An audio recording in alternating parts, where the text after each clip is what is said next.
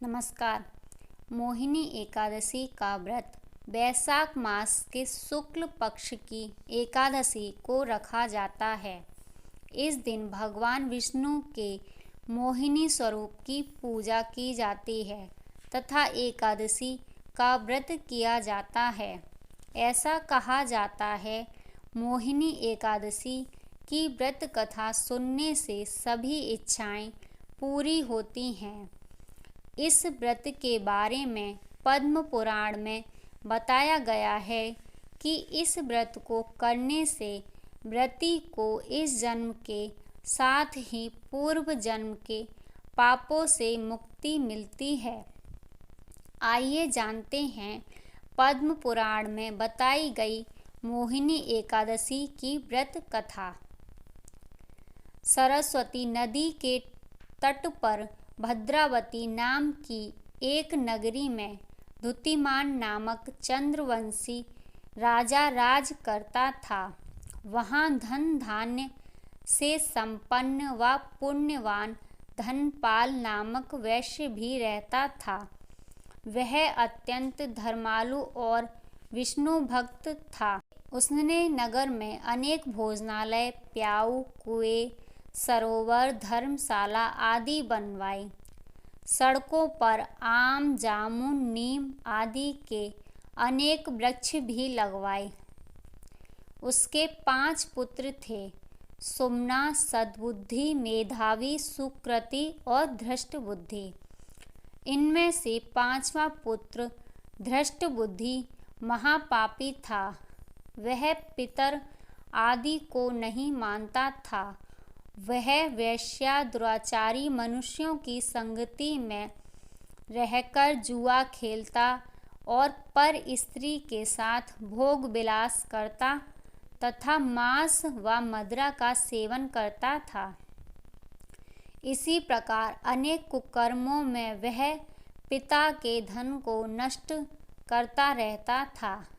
इन्हीं कारणों से त्रस्त होकर पिता ने उसे घर से निकाल दिया था। घर से बाहर निकलने के बाद वह अपने गहने कपड़े बेचकर अपना निर्वाह करने लगा। जब सब कुछ नष्ट हो गया तो वेश्या और दुराचारी साथियों ने भी उसका साथ छोड़ दिया। अब वह भूख प्यास से अति दुखी रहने लगा। कोई सहारा न देख चोरी करना सीख गया। एक बार वह पकड़ा गया तो वैश्य का पुत्र जानकर चेतावनी देकर उसे छोड़ दिया गया, मगर दूसरी बार वह फिर पकड़ में आ गया। राजा की आज्ञा से इस बार उसे कारागार में डाल दिया गया। कारागार में उसे अत्यंत दुख दिए गए। बाद में राजा ने उसे नगरी से निकल जाने को कहा। वह नगरी से निकल वन में चला गया। वहाँ वन्य पशु पक्षियों को मारकर खाने लगा।